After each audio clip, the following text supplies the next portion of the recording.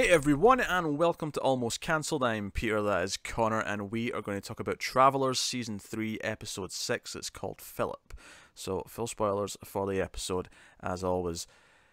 So, I was worried starting this because it was called Philip, and I was like, oh god, don't let this be like... And it opens on this, operatic shot, music with a Yeah. shot of his face. It's And like, oh god. the countdown timer kicks in for a death, and it's not him, it's because he's at a historian backup session. Yeah, the updates. The updates. Which are more frequent now. Are they more frequent?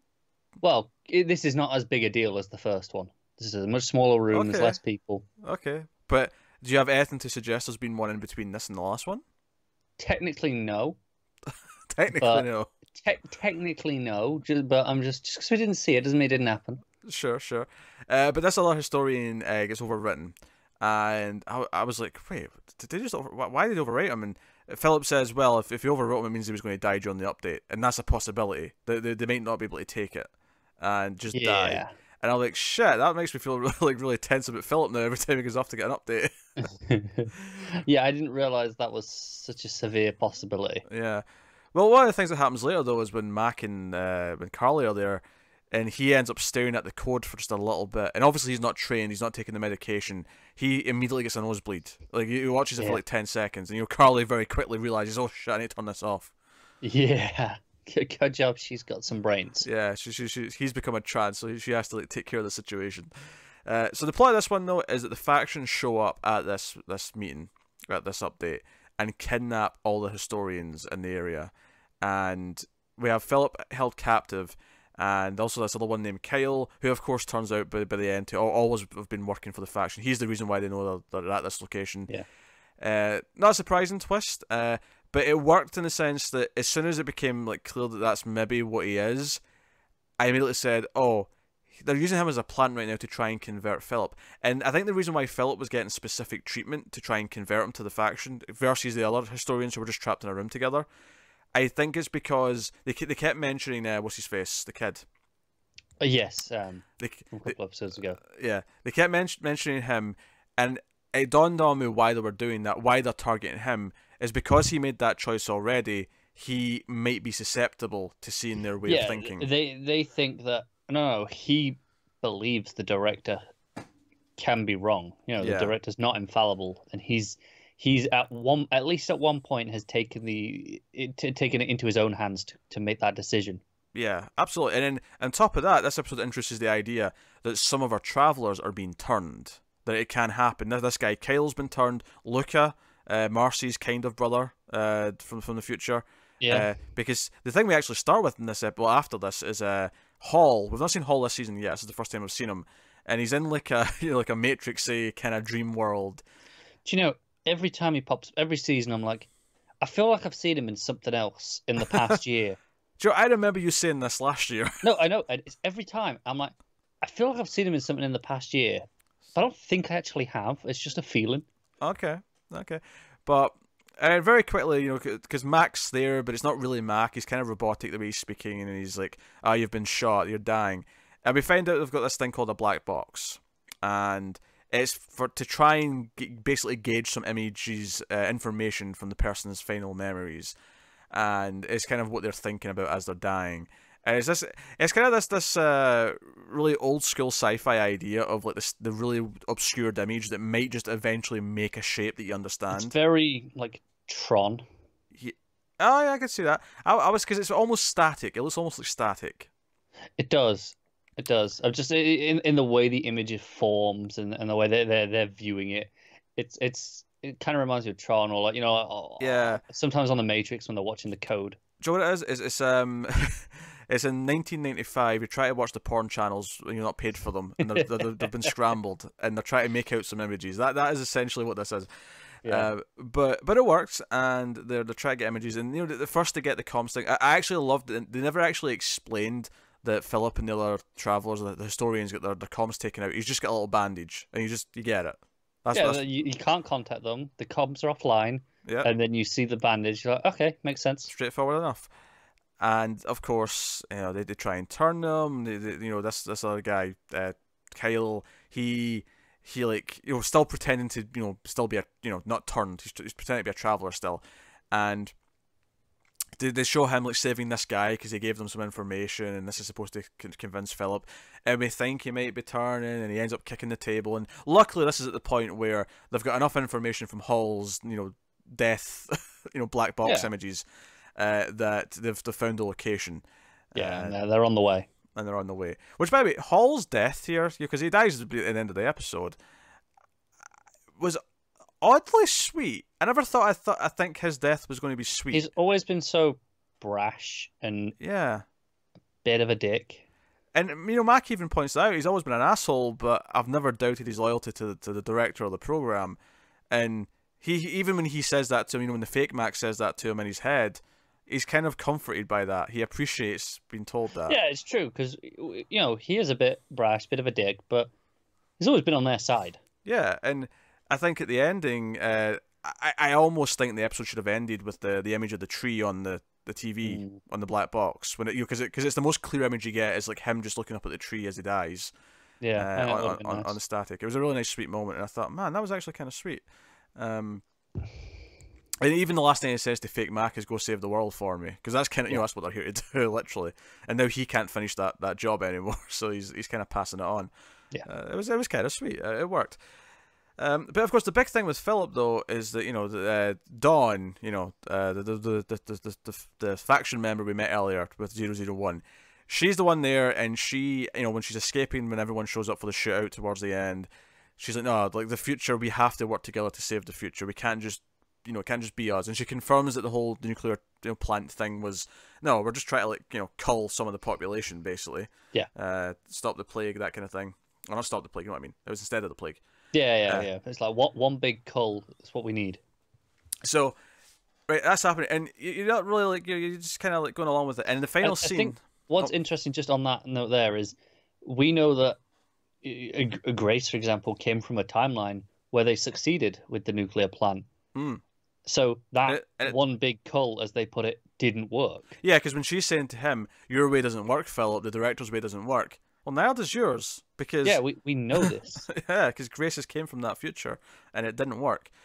So, because you almost start to believe them, because they're saying sense. You've been back, you've changed so much, none of it's worked. But then you think about it, it's like, well, neither did yours, because people have came from that future too. Exactly. So, so she may have a point that they have to work together. And so this is the thing. I don't think Philip was turned at any point while he was actually held captive. I don't think he was turned at any point during this. But I think it's when he gets back at the end and he makes the choice to throw the yellow pills in the trash, that he's not necessarily turned at this moment, but he's considering what she said a bit more seriously. The idea that they have to work together and it can't just be one or the other. Absolutely. I think it's more the idea of free will, almost, of making his own making the decision for himself. Yeah, I think that's what's appealing to him. And I think the idea that he thought he did the right thing with the kid, and then it backfired, and he had to fix it. Maybe to him suggests that okay, there's something in between. Neither one was perfect. Yeah. Right. And of course that kind of again was proven with the kid, because there was an in between. Mac changed him. Mac improved his life, and it led to a new outcome. Notably, a little bit of compassion. It was worked better than most of the bullets and poisons that they've done. Exactly, it was compassion. It was just being a human being to someone, and that fixed the problem. Rather than all the assassinations. And that episode could almost be a statement for how we're ultimately going to succeed. It might well be. Yeah. I mean, none of that, I think it'll all be hunky-dory. Yeah, I feel like there'll be a level of ambiguity of okay, sure, we've stopped the thing that was going to destroy the future in the first place, but now we just have to play it by ear, kind of like real life, right? We don't know what's going to happen in the future. We don't know how. I foresee it'll get to a point where they change the future enough that the director no longer exists, or at the very least, no one's to get sent back. There's no more messages, right? So they're like, okay, and it's a case of the ambiguity of that is either it's so bad they screwed it up even more. I can almost see that being the first episode of a season 4 or 5, where we say, oh, there's been 6 months have passed since last season, and there's been no travelers in 6 months. What's happening? Yeah. And that could almost be the mystery of the season. Because it leaves 2 options, right? It's we fixed it. We never needed the director, so we never built it. Alternatively, we made everything so much worse. There's that we there's nothing couldn't there. kill the director. There's nothing. Yeah, Yeah, it's completely apocalyptic. extinction. Yeah, Yes. like, and I think that as a ambiguous ending is kind of interesting. Oh dear, it's good. So we have that. So we have this moment with Philip at the end, where again, I don't think he's going to turn on all of his buddies right away. I don't think that's what's happening here. No, ultimately he'll still choose his team over the faction, but not necessarily the mission. Yeah, I think he's questioning things and saying, the director says I'm supposed to take these yellow pills. I am refusing to do that. I am going to do things, my choice, essentially what we're saying. So, yeah, very intriguing, a good character beat. As for Trevor's thing, we didn't really deal with that this episode, but there was one, because he was fine all episode. He was working on the team, they go in the shootout, but he does have that one slip. Middle of a firefight, the worst possible time he could just snap out of it, or snap into it. Because snapping out of it's him coming back. So yes, slip into it. There you go. So we have that moment. So Max will wear something wrong. The next episode is called Trevor, so I'm assuming we'll be dealing with it directly in the next one. Yeah, I am noticing that a lot of the episodes this season are just names. Ilsa, Perot, Trevor, Philip, Naomi. They always have been. I remember Hall's first episode was just called Hall. This has been a trend the whole show. It's either been a name or a protocol. Is most of the episodes. Yeah, there are definitely exceptions. Yeah. Like Helios 615 or whatever the asteroid was called. 17 minutes. 17 minutes, yeah. But it's maybe you're right. I clearly don't remember the episode names well enough from before, but seeing them here now, I'm just like, yeah, there's quite a lot. No, definitely been some. So some other subplotty stuff going on. Jeff ends up coming on this. He's called in for tactical support. Bloody Jeff. I know. But he does a decent job, him and Carly. He ends up shooting the guy who was running the meetings last episode. He's working with a faction. Yeah. Begging the question, was he faction the whole time and was just trying to, like fearmonger against the Travelers? Or was he recruited by the faction as someone who's just a present-day person? Yeah. I genuinely don't know. The way he phrased it sounded like the latter. It sounded like he was just a person who was recruited because he feared the Travelers. Okay. No, that makes sense. It's very plausible. Yeah. It was just the way he phrased it, the way he said, you're one of them, as if he's not also from the future. Yeah, but one of them could also be, it could, yeah. You're a traveler, you're one of them. Like, he hadn't realized that Jeff had been taken over yet. Yeah, absolutely could.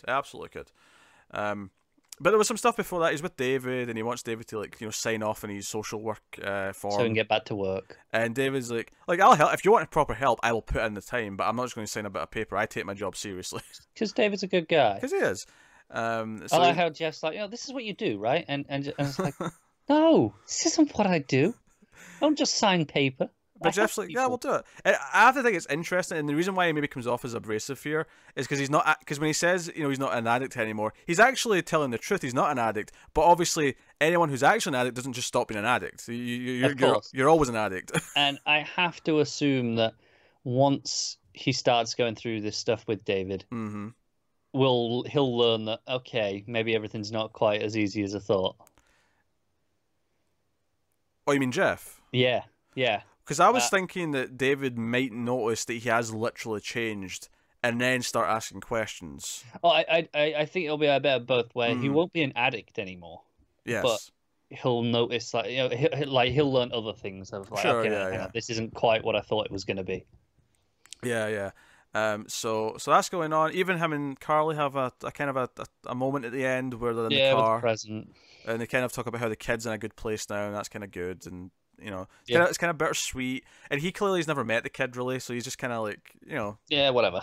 But she actually cares, and it's just so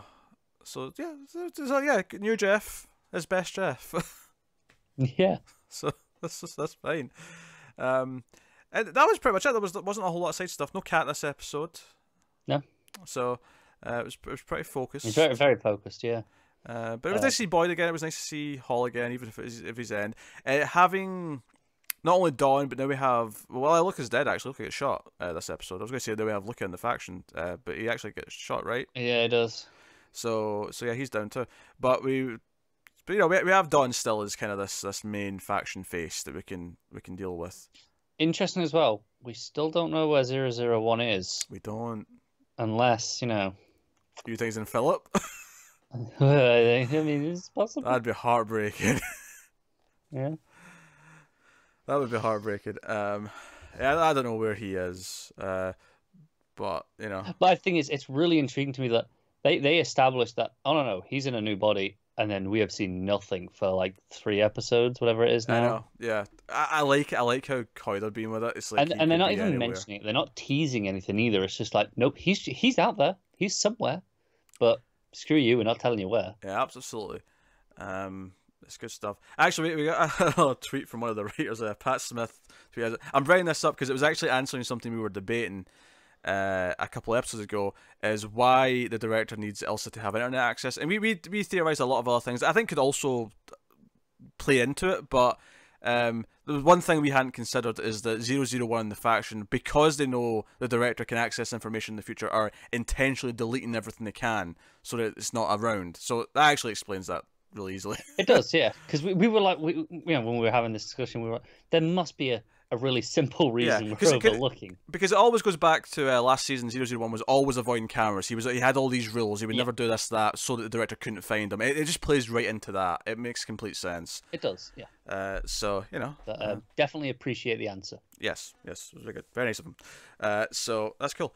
It was a solid episode. It was a solid episode, hinting at bigger things. I'm still really, really scared for Philip. Obviously, you're going into this episode, the first 2 minutes, I'm like, oh god, what's going to happen?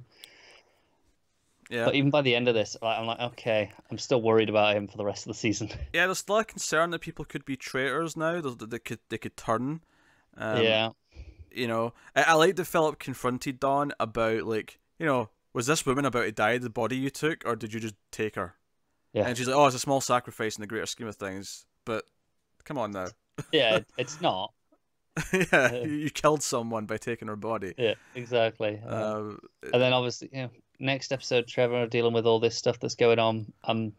I think with good reason worried about Trevor, especially given that he's the oldest member, right? The idea that maybe he'd be the first one to go. Yeah, kind of makes sense to me. In a weird way, if they're going to start dying. If they have to kill someone off, which, although to I'm be fair, have to. Given the rules of this show, I don't think we'd lose the actor. I think it'd be like, okay, his mind is gone, but we can put someone else in him. I think the actor would stick around with a new character. I agree. I definitely think because there's nothing wrong with the body as same well. Same with Jeff. Yeah. Oh yeah. But I just mean in terms of, okay, if you're gonna kill a character, which makes sense that they might do at some point. I feel like Trevor's a really poignant choice to go with, given that he is so much older than all of them, and and the idea of his mind going is kind of the old age thing, right? Obviously, he's much older than that, but I think given how well they handled Hall, a character that we, by his very nature, don't like that much. He's always been a kind of not an antagonist, but he's been kind of antagonistic with our team. Yes. He's always been this kind of a dickhead that's getting in the way, even if he has good points to make at times. And his ending's actually kind of sweet. You feel kind of bad for him. You feel like he devoted his life to this cause. He cares about it completing. The fact that Max says to Boyd, hey, tell him, if he can hear you, tell him that. And that's the thing. That's when he finally gives up and lets himself die, is when he knows that the historians have been saved. It's like he cared. It's like he was just hanging on to know that they didn't win. Right. So if/when they kill a character we do genuinely care about, that's going to be brutal. Yes. Or even overwrite a character. It doesn't even necessarily have to be a straight death. That, for all intents and purposes, is death. Yeah. For this Trevor, this traveler. I have never been more terrified of anything in this show than the fact that 001 can point a tech thing at someone and just take their body. I don't know what's more terrifying, that or seeing the countdown timer come up for one of our characters. Oh god, I know. Because they will do it. They won't just just come out of nowhere. That timer will come up. Even in this scene, at the start of this episode, it's like Philip's there. You're worried, and you don't think it's going to be him. You assume it'll be someone else in the room, but you don't know for sure. There's going to be a point where it's just our group in the room and maybe a couple of others, and the countdown timer is going to come up, and it's going to be Yeah, Who no, is it? I actually I think that's such an obvious thing you have to do at some point. Is you have just our team of 5, maybe also David and Kat, and Jeff, just the main cast, right? And you have the timer come up, and there's no one else there. And you start it early as well. You start at like 5 minutes, right? Because Yeah, they've done that before, haven't they? yeah, you start at like 5 minutes early, and you let the scene play out in real time. You have the characters like have them in a tense situation where they know they're in danger as well. Don't know that someone's going to die, but they're in a tense, but we know someone's going to die because we're seeing this timer. Yeah. Yeah, I feel like that is an inevitable thing that will happen. It's such an obvious thing to do at some point. Why would you not? The dramatic possibilities of that scene. I'm excited already and terrified. Yeah. And then if they want to troll us, you have some like third party just walk in at the last second. Just walk in and then it's them that are mind wiped. Yeah. That'd be a dickish thing to do, but I would think it was funny. I would too, yeah. And walk Yates. Yeah. We might care about her by the time we get to this scene. I don't know. We could, yeah. But fairly well handled. Solid episode as per usual. But here we go. So we'll be back with episode 7 day after tomorrow. In fact, I think this is this one going up Christmas Day. This is Christmas Day. Merry Christmas. Yeah, it's Merry Christmas. This is Christmas Day review that's going up. Yes. Recording this the day before. That's why we didn't. It was like, oh shit, this is the Christmas Day episode. Yeah. So Merry Christmas.